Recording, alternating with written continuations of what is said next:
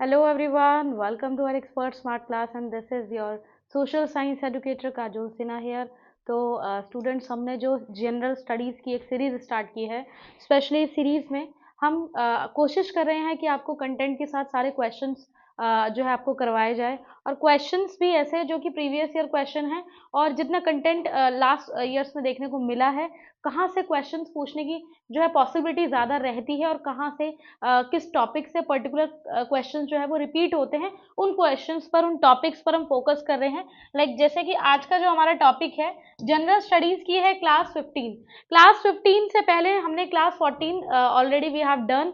अगर आप नए हैं चैनल पे तो आप प्लेलिस्ट पे जाइए हमारे चैनल की, वहां पर आपको सारी वीडियोस अवेलेबल मिल जाएंगी और प्लस जितनी भी सब्जेक्ट्स आते हैं हमारे कॉम्पिटेटिव एग्जाम्स के लिए, इंग्लिश, हिंदी, मैथ्स, ठीक है, साइंस, तो सारे के सारे सब्जेक्ट्स की वीडियो अवेलेबल है हमारे चैनल पे। आप विजिट कीजिए और प्रॉपर तरीके से उनको देखिए और नोट्स बनाते रहिए। देखिए क्या होता है कि बहुत सारे चैनल्स हैं, बहुत सारा मटेरियल प्रोवाइड करवा रहे हैं, बट आपको किसी एक चैनल पर कंसिस्टेंटली टिकना पड़ेगा। कंसिस्टेंसी का मतलब ये होता है, ये नहीं कि आपने 10 चैनल खोज लिए और आप पहले एक चैनल पे गए फिर दूसरा तीसरा, नहीं। आप किसी एक चैनल पर अगर विजिट कर रहे हैं, पर्टिकुलर किसी टीचर का भी आपको अगर सही लग रहा है तो आप पर्टिकुलरली उस चैनल पर जाकर उस एक टीचर से भी पढ़ सकते हैं। 2 टीचर से समझ में आ रहा है, आप पढ़ सकते हैं। बेटर ऑप्शन यही है कि आप चीजों पर फोकस करें और अगर आप नए हैं बिल्कुल तो आपको बेस बनाने पर ध्यान देना है। बेस बनाने के लिए आप कोई टेंशन ना लो, क्योंकि मैं जनरल स्टडीज में, आपका जनरल स्टडीज है, सीडीपी में करवा रही हूँ, तो सीडीपी की अलग प्लेलिस्ट है, वहां आप देख सकते हैं। बाकी ये जो आपका जनरल स्टडीज है, यहाँ जब बेस बनाने की बात आएगी तो बेस बनाने के लिए हम आपके साथ हैं और मैंने कोशिश की है कि आपको एक एक चीज जो भी स्पेशल ज्योग्राफी में कुछ टिपिकल टॉपिक होते हैं उनको मैंने जितना मैपिंग के थ्रू आपके लिए थोड़ा उसमें लीनियंसी रखी है, थोड़ा आपको क्या है अच्छे से सरल तरीके से आपको समझाने की कोशिश की है। तो आप मैपिंग अगर एक बार ज्योग्राफी में सीख गए तो मैपिंग के अलावा कुछ ज्यादा खास नहीं है, एक बार मैपिंग आनी चाहिए, वरना विदाउट मैपिंग अगर आप रटने जाओगे तो पता नहीं कितना डेटा है, अनलिमिटेड डेटा है जो आप शायद याद ना कर पाओ। जैसे आज का अगर मैं आपको बताऊं तो आज का जो हमारा टॉपिक है ज्योग्राफी का वो है हमारा फेयर से रिलेटेड, ठीक है। तो इसमें ना बेसिकली आज हम क्वेश्चन करने वाले हैं, फेयर से रिलेटेड क्वेश्चन रहेंगे, यानी कि जो मेले होते हैं, आपको पता ही है कि ये जितने भी CHSL एग्जाम होते हैं, सीजीएल में तो उतना नहीं रहता, कभी कभी सीजीएल में भी पूछ लेते हैं, बट CHSL हो गए और जितने भी बाकी एग्जाम है थोड़े से ग्रुप सी लेवल के, ग्रुप डी लेवल के, तो ये जितने भी एग्जाम है उसमें फेयर से रिलेटेड कभी ना कभी एक आध क्वेश्चन देखने को मिल जाता है। So we should not leave, है ना, तो हमें छोड़ना नहीं चाहिए। देख लेते हैं, बिल्कुल डायरेक्ट क्वेश्चन है, डायरेक्ट हैंड टू हैंड इसे ऐसे ही सॉल्व करेंगे। बाकी अगर आपको आते हैं तो आप खुद से देखना कि आप कितना लगा पा रहे हो, बाकी मैं आपको जो है यहाँ पे करवा ही रही हूँ। अब जैसे कि एक फेयर की बात आई है, Bhavnath Mahadev fair is organized every year at which of the following places. Bhavnath Mahadev एक मेला है जो हर साल आयोजित किया जाता है। ये कब होता है, ठीक है, तो कहाँ पे होता है, कौन से स्टेट में होता है? देखो जूनागढ़ फेमस सिटी है, जूनागढ़ किसकी सिटी है? गुजरात की, ठीक है। तो यहाँ पर होता है हर साल, ये फेयर मनाया जाता है जूनागढ़ में। और ये ना स्पेशली इसमें शिवरात्रि का जो ओकेजन है, शिवरात्रि आपको पता ही है, हर साल महाशिवरात्रि, शिवरात्रि नहीं महा, ठीक है, महाशिवरात्रि पे हर साल गुजरात के जूनागढ़ में ये स्पेशल एक 5 दिन का मेला लगता है जिसमें कि महादेव की पूजा की जाती है और स्पेशली उसके लिए अलग अलग स्टॉल्स है। तो सारी चीजें मतलब ये फेयर काफी फेमस है, गुजरात का फेमस फेयर है और जूनागढ़ के लिए तो इतना फेमस है ये कि बहुत ही भीड़ रहती है यहाँ पर, ठीक है। ओवरऑल इंडिया में भी बहुत लोग जो जानते हैं इस फेयर के बारे में वो आते हैं और महादेव को जो है वहाँ पे मानते हैं, ठीक है। काफी बड़ा वहाँ पे मंदिर भी है, कहाँ पर? जूनागढ़ में। तो ध्यान रखना शिवरात्रि के ओकेजन पर ये मनाया जाता है 5 दिन का फेयर, भावनाथ महादेव फेयर, ठीक है। तो ऑप्शन नंबर जो उसका डी है that will be totally correct, Junagadh. Clear है? चलिए नेक्स्ट क्वेश्चन की बात करते हैं। Question number second, in which of the following states Bhadarwa Poonam Mela is organized every year at Neelkant Mahadev Temple Complex in बावड़ा, ठीक है। तो बावड़ा कहाँ पड़ता है? ये पड़ता है आपका गुजरात में, ठीक है, गुजरात। अब यहाँ पर क्या होता है, यहाँ पर 6 दिन का मेला लगता है और इसमें ना मतलब ये भदरवी का एक मंथ होता है, ठीक है, भदरवा का भद्रा मंथ आपने सुना होगा ऐसे करके, भद्रवा भद्रा। तो एक मंथ होता है हिंदी का, जैसे हमारा ना, हमारा जो कैलेंडर चलता है, हम इंग्लिश कैलेंडर को ज़्यादा मानते हैं, या ऑफिशियल जो कैलेंडर है हमारा ऑफिस के लिए, ऑफिशियल यूज़ के लिए, वो इंग्लिश ज़्यादा चलता है, जनवरी फरवरी। लेकिन हिंदी का जो कैलेंडर होता है वो अलग है, उसमें भद्रा एक मंथ आता है, भद्रवा भी या भद्रा करके। तो उस टाइम पे ना उस ये मेला लगता है पूनम मेला के नाम से। कहाँ पर लगाया जाता है? ये गुजरात में। ठीक है, तो इसमें ये सारी चीज़ें मैंने एक्स्ट्रा भी बता दी जो आपको याद रहे कि कहाँ पर मनाया जाता है। भद्रा मंथ में पूनम मेला, गुजरात में। क्लियर है? Option number D. ठीक है, सेकंड क्वेश्चन का ऑप्शन नंबर डी एकदम करेक्ट हो जाएगा। नेक्स्ट क्वेश्चन की बात करते हैं। अब बात करते हैं माधवपुर मेला।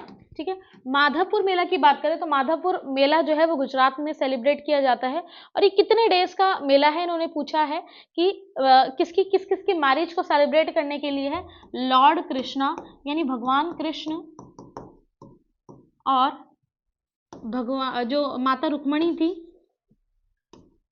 भगवान कृष्ण और माता रुक्मणी, इन दोनों की जो मैरिज हुई थी, तो उसको सेलिब्रेट करने के लिए स्पेशली ये मेला लगाया जाता है जिसका नाम है माधवपुर मेला। माधवपुर में लगता है गुजरात में। कितने दिन का होता है ये? 5 डेज का। ठीक है, ऑप्शन नंबर सी इसमें बिल्कुल सही हो जाएगा, ऑप्शन सी 5। चलिए नेक्स्ट क्वेश्चन की बात करते हैं। In which of the following state the peanut fair, ठीक है, Kadalekai Parishe is celebrated on the last Monday of the Kartikeya month.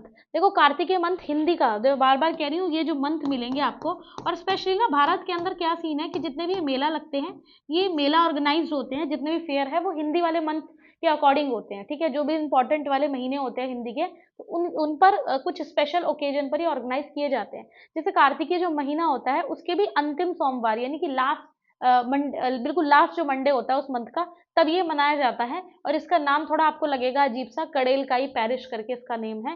ठीक है, और आप समझ लो कि कड़ेलकाई आया है यानी कि साउथ का कोई जो है, इसमें क्या है, साउथ का स्टेट इंक्लूड है।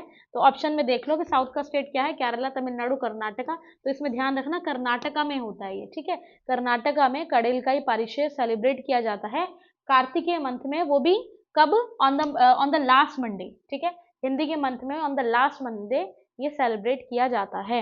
तो इसका ऑप्शन नंबर डी कर्नाटक बिल्कुल सही आंसर हो जाएगा।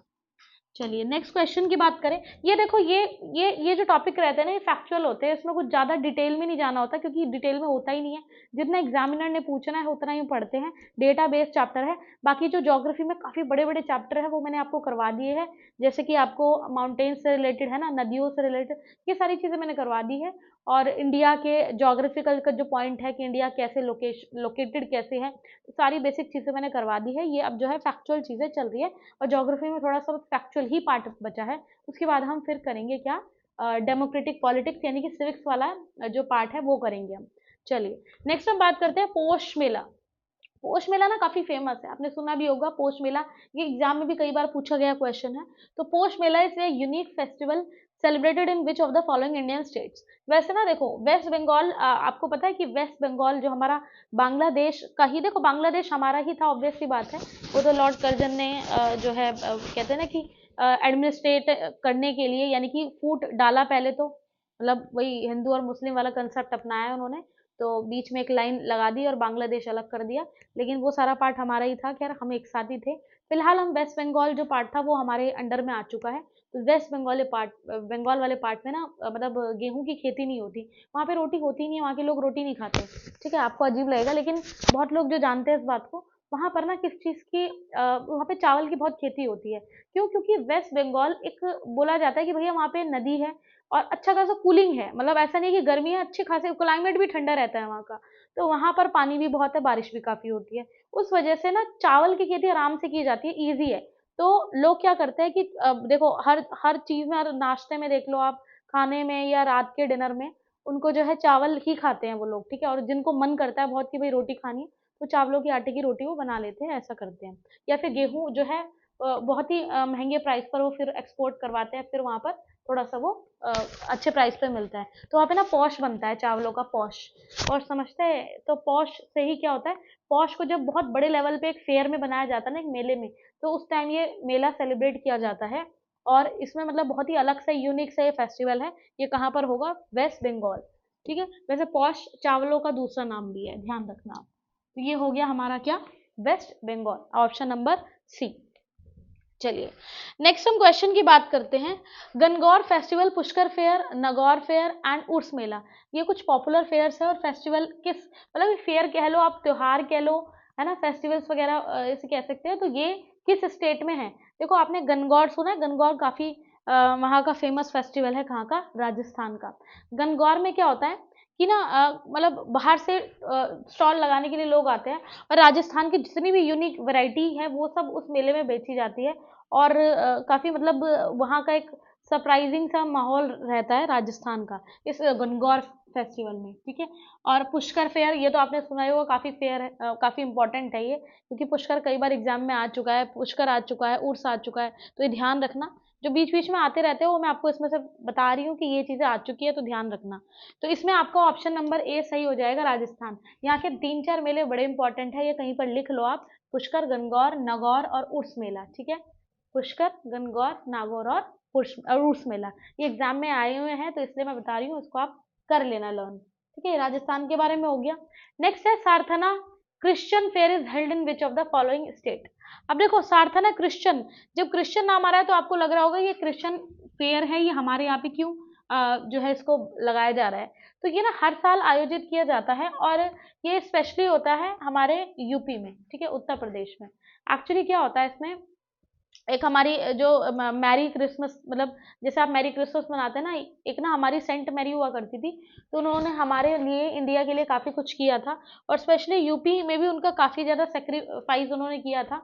और वो उस टाइम की थी जब हमारे यहाँ पे ना ब्रिटिशर्स थे, तो उस टाइम पे हमारे लिए इतना सोचना, एक एक फॉरेनर का एक हमारे इंडिया के लिए सोचना, वो काफ़ी बड़ी बात थी। फिर उनकी बाद में डेथ हो गई थी, उन्हीं को एक याद करने के लिए फेयर लगाया जाता है, ठीक है। सरथना ईसाई मेला इसको हिंदी में बोलते हैं, सरथना क्रिश्चियन फेयर। ये कहाँ होता है? उत्तर प्रदेश में। आधे लोगों को ये बात पता ही नहीं होगी जो उत्तर प्रदेश से होंगे, तो ध्यान रखना, ये भी पूछा गया क्वेश्चन है, ठीक है। नेक्स्ट क्वेश्चन की बात करते हैं।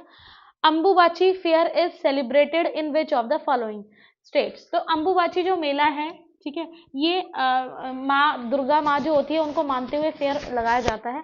और स्पेशली में ना ये होता है हमारा कहाँ पर? आसाम में।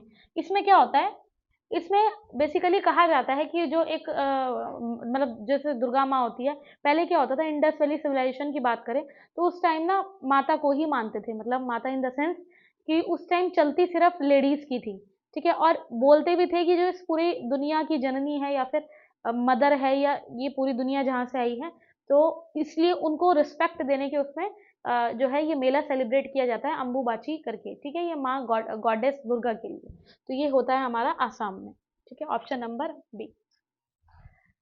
इंडस वैली सिविलाइजेशन में कई बार ये पूछा गया क्वेश्चन है, ध्यान रखना। एक चीज मैंने हिस्ट्री की भी आपको यहाँ बता दी, इंडस वैली में पूछा जाता है कि मदरलैंड कहा जाता था पहले इंडस वैली को या फादरलैंड, तो उसमें मदरलैंड लगाना है, यानी मातृ देवी की पूजा होती थी, ठीक है। मातृभूमि कहा जाता था, इसीलिए ही देखो इंडिया को भी हम मातृभूमि ही बोलते, कभी पितृभूमि नहीं बोलते, ठीक है। Next, Bahu Mela held twice a year at the Kali temple in Bahu fort a festival of. देखो बाहू मेला जो होता है वो जम्मू में मनाया जाता है, ये स्पेशल टाइप का मेला है। एक्चुअली ना ये ट्वाइस अ ईयर, मतलब साल में 2 बार होता है। काली टेम्पल, बाहू फोर्ट क्या होता है? बाहू एक किला है, बाहू नहीं है ये, बाहू किला करके है, ठीक है। बाहू बाहू ऐसे करके बोलते हैं उसको। तो जम्मू कश्मीर में ये किला है और वहाँ पे कुछ मतलब ऐसा है कि जो सर्दी होती है ना, तो सर्दी में काफी सारे लोग, कुछ स्पेशल चीजें जो उनकी जरूरत के सामान है वो इस मेले में मिलते हैं और फिर उसे क्या करते हैं, खरीद लेते हैं उसी मेले में। और काफी सेलिब्रेशन भी होता है जम्मू में इस चीज का, तो इसलिए इसका ऑप्शन नंबर सी हो जाएगा सही, जम्मू। क्लियर है बात? ठीक है, तो डायरेक्ट क्वेश्चन था, इसमें कुछ ज्यादा समझाने वाला नहीं था। Next question, Dang Darbar Mela is held every year in which state. Dang Darbar मेला किस भारतीय राज्य में मनाया जाता है? तो ये गुजरात में सेलिब्रेट किया जाता है। गुजरात के ना आपको बहुत सारे मिल जाएंगे, गुजरात के फेयर अक्सर एग्जाम में आते भी है और इम्पोर्टेंट भी है। पुष्कर कह लो, पुष्कर तो खैर राजस्थान का है, राजस्थान, गुजरात, ये सारे फेयर, थोड़े से कर्नाटक के, तो ये कुछ 5-6 स्टेट ऐसे हैं जिसके फेयर एग्जाम में पूछे ही जाते हैं, और गुजरात और राजस्थान को तो मोस्ट इंपॉर्टेंट है, ठीक है। तो ऑप्शन नंबर डी इसका सही हो जाएगा। नेक्स्ट क्वेश्चन की बात करते हैं, आइडेंटिफाई द कल्चरल फेस्टिवल। अब देखो ऐसे कुछ स्टेटमेंट दिए जाते हैं एग्जाम में, तो अगर आपको थोड़ी सी थ्योरी पता है ना, फेयर्स की, तो आप लगा सकते हैं आराम से। तो जैसे this festival bring together craftsman like potters, embroiderers, weavers, wood carvers, metal worker, stone carver, painter.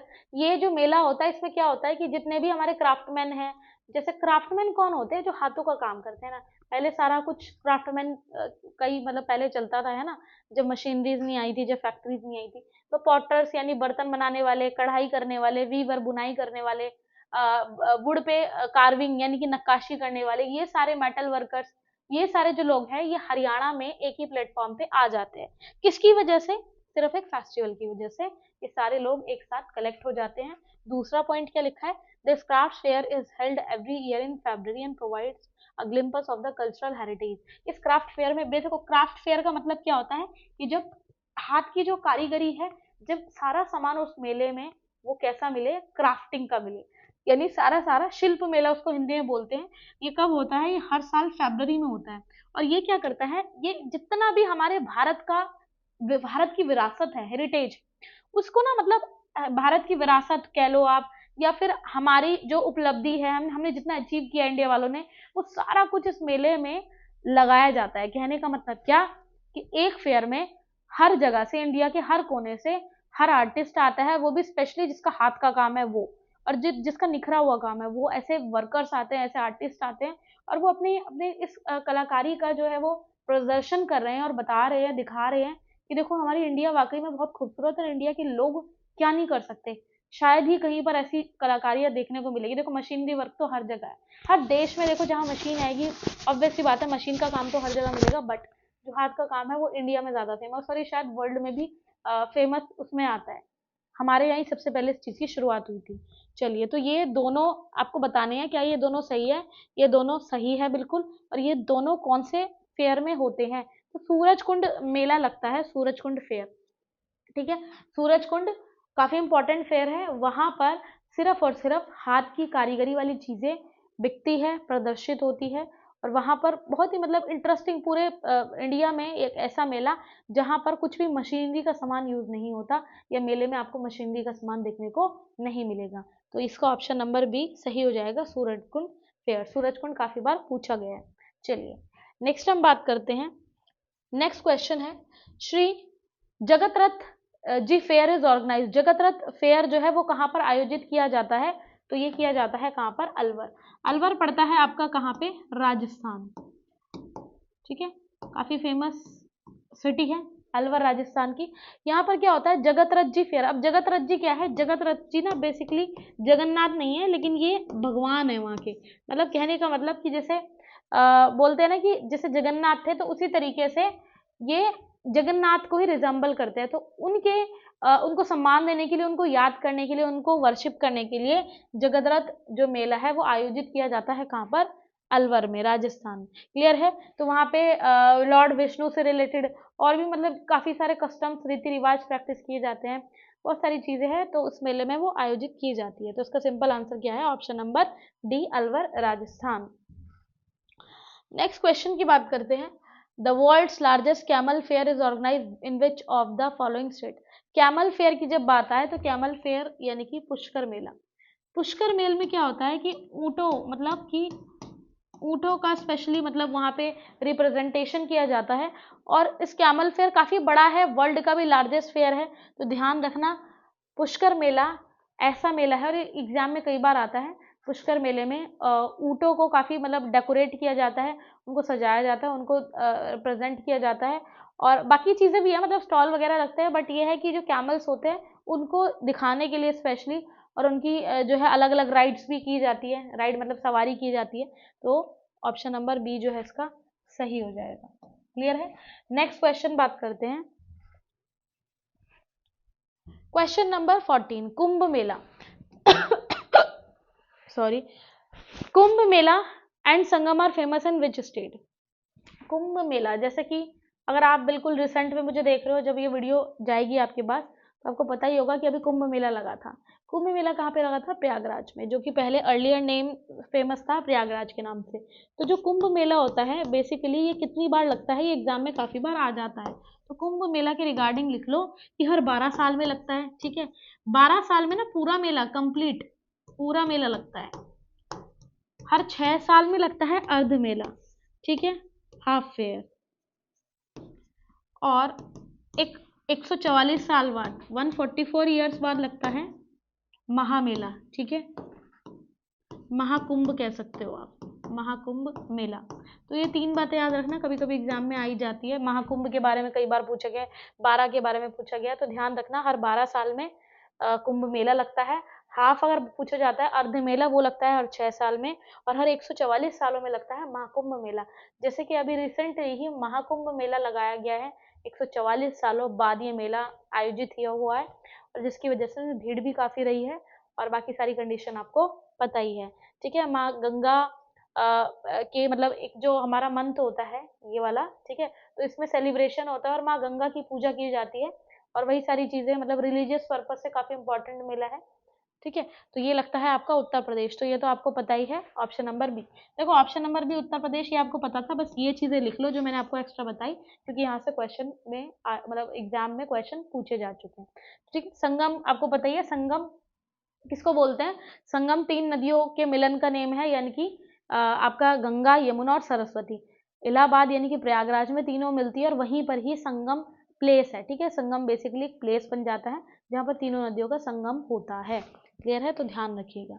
चलिए नेक्स्ट, नेक्स्ट क्वेश्चन है सिम्हास्ता। अब देखो सिम्हास्ता फेयर जो है वो किस मतलब किस नदी के किनारे लगता है, उज्जैन में, ठीक है। हर साल उज्जैन में किस रिवर के किनारे पर ये लगता है, तो बताइए, ऑप्शन होगा शिप्रा नदी, ठीक है, शिप्रा। अच्छा शिप्रा क्या है, शिप्रा मिल जाती है यमुना में। अगर मैं आपको ऐसे बना के दिखाऊं, ये है गंगा, ठीक है, ये यमुना, और जो मध्य प्रदेश का उज्जैन है वहां पे ना शिप्रा रिवर ऐसे निकलती है, और शिप्रा रिवर किस में मिल जाती है फिर, यमुना रिवर में। तो शिप्रा वैसे बेसिकली किसकी ट्रिब्यूटरी, सहायक किसकी है, ये किसकी है, यमुना रिवर की, ठीक है, ये वाली रिवर। तो शिप्रा वैसे भी फेमस नदी है उज्जैन की, और उज्जैन बसा ही हुआ है किसके बैंक पर, शिप्रा नदी। बाकी सोन, सोन अलग है, ठीक है, सोन जाएगी गंगा में, गंगा तो पूरी ये हो गई, ठीक है, और गंडक रिवर ऊपर से आएगी यानी कि नेपाल से, इस तरीके से। तो ये पूरा जो है पैटर्न है, आप उसमें भी पढ़ते हो रिवर वाले चैप्टर में। बाकी मैंने सिमास्ता के बारे में बता दिया, तो सिमास्ता, एस फॉर सिमास्ता, और यहाँ पे शिप्रा की जो स्पेलिंग है वो के से स्टार्ट हो जाएगी, ठीक है। चलिए नेक्स्ट क्वेश्चन की बात करते हैं, क्वेश्चन नंबर 16।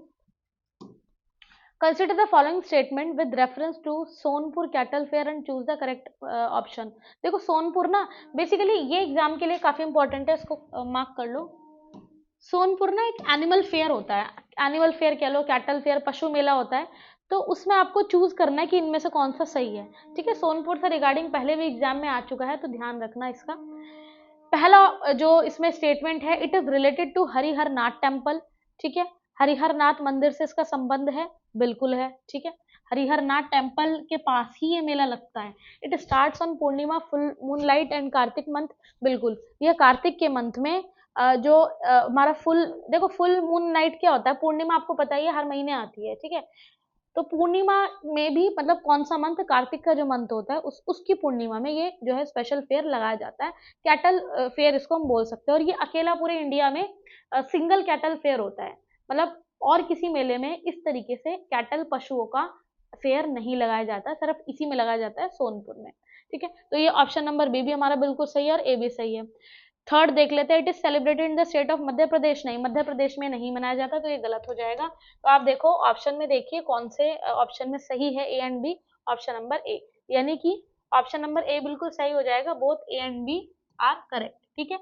ध्यान रखना हरिहर नाथ टेम्पल के पास लगता है, और ये फुल मून नाइट यानी कि जिस दिन पूर्णिमा पड़ती है उस दिन ये मेला लगाया जाता है, और कार्तिक के महीने में, ठीक है। तो ये था हमारा सोनपुर से रिलेटेड, और ये काफी खास था क्योंकि इसमें काफी बार आया हुआ है। नेक्स्ट हम बात करते हैं रवि नारायण मेला की। रवि नारायण जो मेला है वो कौन से स्टेट में लगाया जाता है, देखो रवि नारायण जो है वो छत्तीसगढ़ में लगाया जाता है, रायपुर जो जिला है वहां पर, है ना। रवि नारायण मेले में क्या होता है, मतलब इसमें रिलीजियस पर्पज से लगाया जाता है, और इसमें वही सारी चीजें होती हैं, मतलब कुछ खास नहीं है वैसे तो इस मेले में, लेकिन फिर भी देखो आने के चांसेस है, ठीक है। आप एक बार इसे पढ़ के जा सकते हो, छत्तीसगढ़ में ये लगाया जाता है। कैसे याद करोगे, रवि नारायण छत्तीस करके, ठीक है। तो अपनी अपनी ट्रिक से याद कर सकते हो, मतलब ये 2-4 चीजें जो है ना वो तो रटनी पड़ती है। नेक्स्ट हम बात करते हैं Ganga Sagar. Ganga Sagar fair is organised at the mouth of Hooghly river. अच्छा, इसकी ना एक ट्रिक बताती हूँ कि इसको कैसे आप लर्न कर सकते हो कि गंगा सागर मेला। अब आपको एक चीज बताई थी जो मैंने रिवर्स वाला पढ़ाया था, ये जैसे देखो,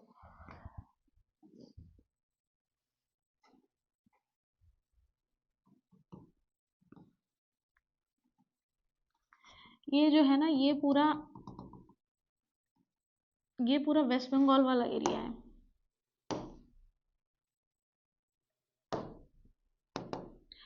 ये पूरा वेस्ट बंगाल वाला एरिया है, ठीक है, ये वाला। तो इसमें ना एक रिवर होती है, कौन सी, गंगा। तो गंगा ऐसे आ रही है वेस्ट बंगाल में, और यहाँ हुगली, ठीक है, ये हुगली रिवर मतलब अपने से एक स्ट्रीम अलग कर देती है जिसका नाम है हुगली। हुगली ऑब्वियस सी बात है गंगा का ही पार्ट है। हुगली बहुत बड़ी रिवर है कोलकाता की, तो ये रही कोलकाता और ये है हुगली।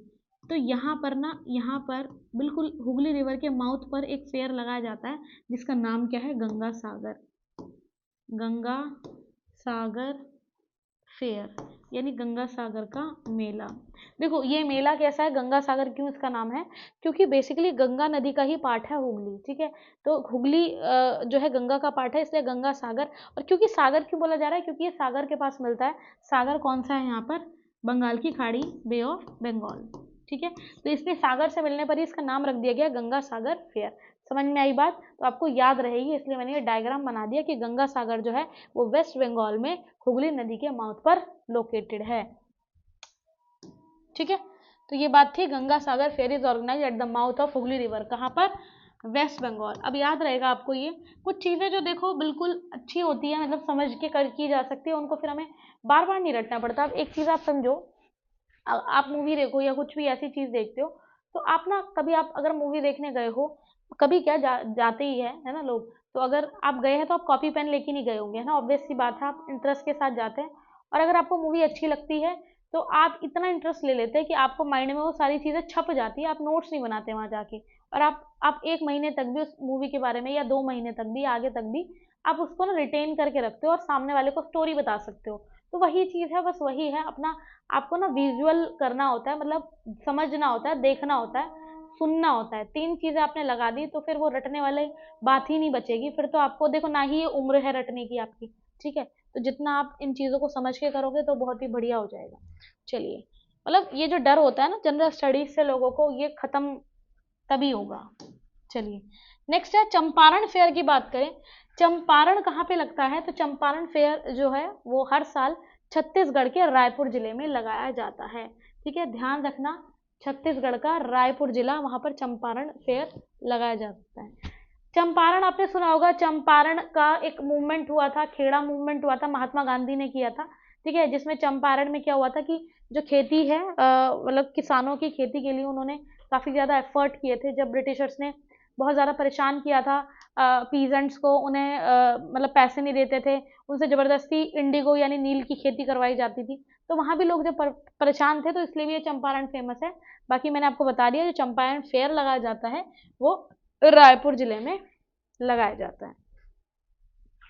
नेक्स्ट हम बात करते हैं, which of the following cattle fair is celebrated in the state of Himachal Pradesh, ठीक है।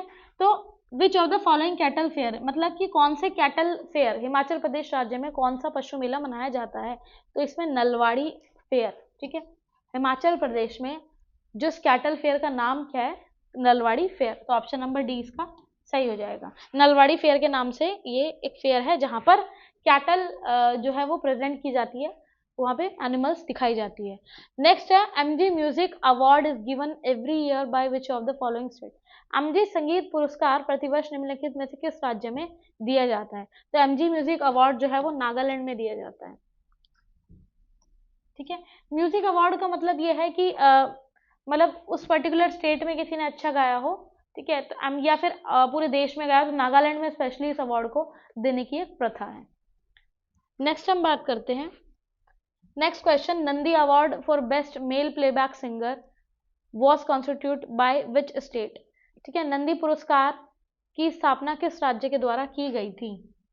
इसमें आपका ऑप्शन है वो आ जाएगा option number B, Andhra Pradesh, ठीक है। नंदी अवार्ड जो है वो 1977 में सबसे मतलब जो बेस्ट प्लेबैक सिंगर होता है उसके ऑनर में ये पुरस्कार दिया जाता है आंध्र प्रदेश में। ठीक है, नाम क्या है इसका? नंदी अवार्ड। सीजीएल का क्वेश्चन है, तो सीजीएल में इस तरीके के क्वेश्चन आते हैं, आप देख सकते हो। Next, Harivar Sanam award is given in the field of music by which of the following state government. Harivar Sanam नाम का जो एक अवार्ड है वो किस स्टेट की गवर्नमेंट के द्वारा दिया जाता है? तो ये कर्नाटक स्टेट की गवर्नमेंट के द्वारा ये वाला अवार्ड दिया जाता है। करेक्ट है। चलिए next question, which award was instituted by the Madhya Pradesh government in the year 1980 for exponent of Hindustani classical music। Hindustani classical music जो है उसके मतलब जो उसके इन्वेंटर होते हैं उसके लिए मध्य प्रदेश गवर्नमेंट ने अवार्ड रखा है। तो कौन सा अवार्ड है ये? क्लासिकल जो होते हैं ना मतलब सिंगर, उनके लिए 1980 से कौन सा अवार्ड स्टार्ट किया गया था? तो देखो, आपको याद हो तानसेन के बारे में। तानसेन एक बहुत अच्छे सितार भी बजाते थे वो, और बहुत अच्छा गाते भी थे, है ना। जो म्यूजिक में कभी इंटरेस्टेड रहे हो तो उनको ये बात पता होगी। तो तानसेन जी का नाम ही अपने आप में एक बहुत बड़ी चीज थी, तो उनका ही नाम यूज करके उनका नाम का अवार्ड जो है वो दिया जाता है जितने भी हमारे हिंदुस्तानी क्लासिकल म्यूजिक से बिलोंग करते हैं। तो ऑप्शन नंबर बी इसका सही हो जाएगा, तानसेन सम्मान, तानसेन ऑनर। नेक्स्ट क्वेश्चन की बात करें, Sangeeta Shankar was awarded the संगीत Natak academy award 2001 for her contribution in playing which musical instrument. इस टाइप के जो क्वेश्चन है संगीता शंकर वाले एग्जाम में बहुत बार देखने को मिल चुके हैं। मान लीजिए किसी फेमस प्लेबैक सिंगर की डेथ हो गई, किसी सितार वादक की डेथ हो गई, किसी तबला वादक की डेथ हो गई, तो ध्यान रखना ये करंट क्वेश्चन आपको पढ़ने हैं। मतलब ये तो मैं पढ़ा ही रही हूँ, बट जो करंट में चीजें चल रही है ना वो भी आपका एक होमवर्क है। आप पढ़ते रहो कि किस किस फेमस म्यूजिक जो रहा हो, म्यूजिक पर्सन किसकी डेथ हुई है। जैसे संगीता शंकर है, उनको ना मतलब संगीत नाटक अकेडमी में स्पेशल अवार्ड मिला है, वो भी किस लिए?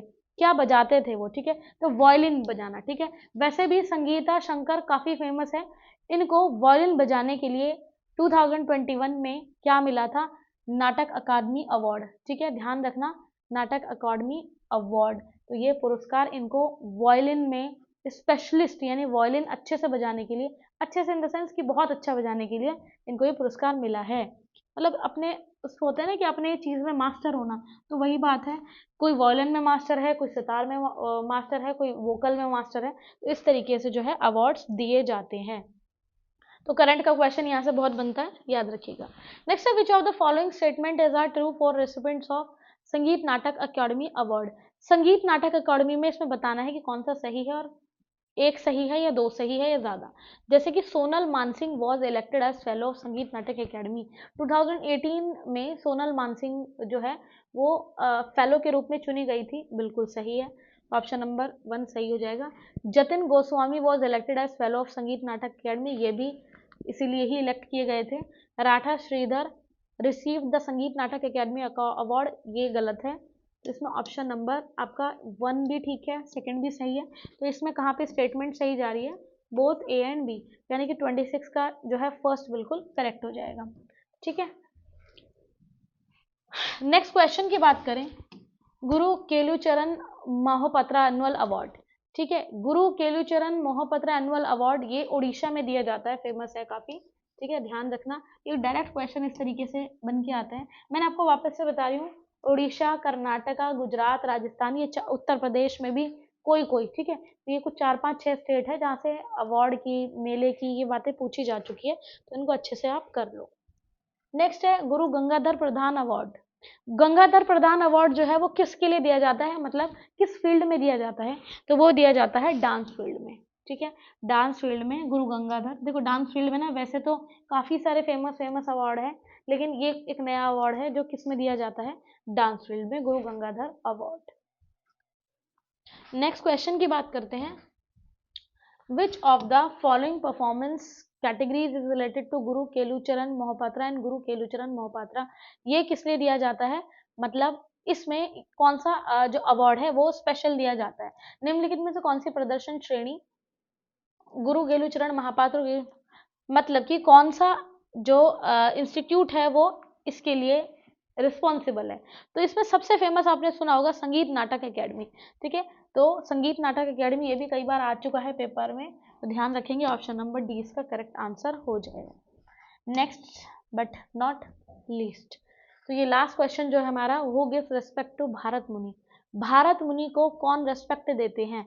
देखो गवर्नमेंट ऑफ इंडिया देती भी है बट उतना नहीं, ठीक है। नालंदा डांस रिसर्च सेंटर, इसमें जो ऑप्शन हो जाएगा नालंदा डांस रिसर्च सेंटर, ये इसीलिए बना हुआ है जो क्या करता है, रेस्पेक्ट देते हैं भारत मुनि को, भारत मुनि सम्मान, ठीक है। यानी भारत मुनि अलग से एक अवार्ड घोषित किया है, किसने? नालंदा डांस रिसर्च सेंटर में, सेंटर ने। और नालंदा कहाँ पड़ता है? नालंदा आज के टाइम में तो वैसे पाकिस्तान में पड़ता है, बट नालंदा अवार्ड हमारे इंडिया में इसलिए लिया गया है क्योंकि ना उस टाइम की अगर बात करें, जब बिफोर डिवीजन की, यानी कि 1947 से पहले जब देश विभाजित नहीं हुआ था, तो ये जितना भी पाकिस्तान का एरिया आप देख रहे हो या अफगानिस्तान का, ये सारा एक जैसा था, ठीक है। तो मतलब एक जैसा इन द सेंस कि सारे एक साथ रहते थे। तो उस टाइम पे नालंदा जो हिंदू कास्ट होती है, जो इतने भी हिंदू कास्ट के लोग हैं, उनको सिखाने के लिए, उनके आर्ट के लिए, उनके आर्किटेक्चर के लिए, उनको आर्ट में इन्वॉल्व करने के लिए नालंदा यूनिवर्सिटी बहुत ही फेमस थी। क्लियर है इतनी बात? तो ये थे हमारे कुछ क्वेश्चंस, स्टैटिक क्वेश्चन इन्हें बोल सकते हैं हम, फेयर के क्वेश्चन थे, फेस्टिवल के क्वेश्चन थे, तो पिछले कुछ एग्जाम्स में पूछे गए हैं, जिससे कि आपको आपको इस तरीके के क्वेश्चन ना लगाने होते हैं, इसमें बहुत ज़्यादा थ्योरी नहीं पढ़नी होती, क्योंकि इस तरीके के क्वेश्चन में थ्योरी पढ़ने का मतलब होता है टाइम वेस्ट करना बहुत, क्योंकि थ्योरी इतनी है ना, आप देखो, आप अगर हम मेले की एक प्रॉपर बुक उठा लो तो ढेर सारे उसमें, तो आपको 15 पेजेस के तो आपको मेले से ही मिल जाएंगे। तो कहने का मतलब यू हैव टू लर्न कि कितना छोड़ना है, कितना पढ़ना है। बाकी बेसिक सी चीज़ है, देखो जब आप ना एग्ज़ाम देते रहते हो, प्रैक्टिस में आ जाते हो, और आप ना जब कहते हैं ना कि बिल्कुल आप क्वेश्चन की प्रैक्टिस करना शुरू करते हो, आप अलग अगर बैंकिंग का एग्ज़ाम दे रहे हो तो आप वो ऑनलाइन प्रैक्टिस करते हो, ऑफलाइन वाला दे रहे हो तो ऑफलाइन, जितना आप प्रैक्टिस करोगे आपको समझ में आने लगेगा धीरे धीरे कि हमें कितना पढ़ना है, कैसे पढ़ना है, सामने वाला जो हमें पढ़ा रहा है क्या वो सही है, या फिर वहाँ से क्वेश्चन आते हैं, तो वो सारी चीज़ें आपको खुद धीरे धीरे पता लग जाती हैं। तो बाकी सारी चीज़ें मैंने करवा दी है, और ज्योग्राफी ऑलमोस्ट फिनिश होने ही वाली है। इसमें कुछ जितने भी टॉपिक्स बचे हैं वो मैं फटाफट से करवा देती हूँ कुछ ही वीडियोस में। बाकी अगर आप नए हैं तो आप देखना अच्छे से, ये चीज़ मैंने अभी वीडियो के स्टार्टिंग में बताई थी कि चैनल को जब आप विजिट करते हैं और मेरी वीडियो देख रहे हैं आज पहली बार, तो आप पूरी तरीके से जितनी मेरी प्रीवियस वीडियो है पूरी प्ले लिस्ट में जाके देख लेना, ताकि आपके दिमाग में कंसिस्टेंसी रहे, मतलब आप लगातार हो पाए। और जब हम कोई चीज़ लगातार करते हैं, भले ही हम थोड़ी थोड़ी करें, लेकिन अगर वो चीज़ कॉन्टिन्यूस होगी तो उससे क्या होगा, फ़ायदा आपको ही मिलेगा। और जितना भी आप बचोगे उस चीज़ से कि टेक्निक क्या होनी चाहिए, वो चीज़ आपको फॉलो करनी है, फालतू की चीज़ों को पढ़ने से बचना है अगर एग्ज़ाम क्रैक करना है तो, क्योंकि लाखों की भीड़ है और बहुत सारी चीज़ें हैं, और टाइम देना भी बहुत इंपॉर्टेंट है, ठीक है। कुछ लोग होते हैं जो जॉब में होते हैं, नहीं दे पाते, बट ये आपके ऊपर डिपेंड करता है। अगर आपके लिए कोई चीज़ है इम्पॉर्टेंट, है ना, तो आप टाइम निकाल सकते हैं। तो वही चीज़ है कि टाइम दो, टाइम दो, अपना थोड़ा सा उसको वैल्यू दो, और कंसिस्टेंसी यानी लगातार बने रहो। यही चीज़ है अगर आप पेपर क्लियर करना चाहते हैं। बाकी तो लगी हुई है दुनिया पढ़ाई करने में भी और पेपर देने में भी। चलिए मिलते हैं नेक्स्ट वीडियो में, और तब तक के लिए all the best. Thank you all of you.